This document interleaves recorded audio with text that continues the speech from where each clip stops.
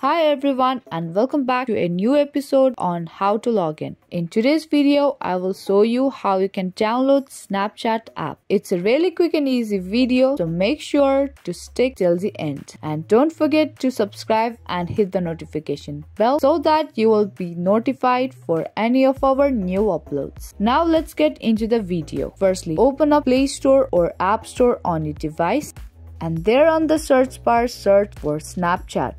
And then tap on magnifying glass icon at the bottom right of your screen.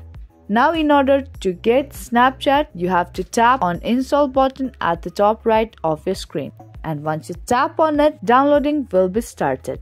Now once your app gets downloaded and installed to your device, you will be taken to another page where you will be able to see this type of interface on your screen. Now if you want to open up your Snapchat right away, you can tap on open button at the bottom of your screen.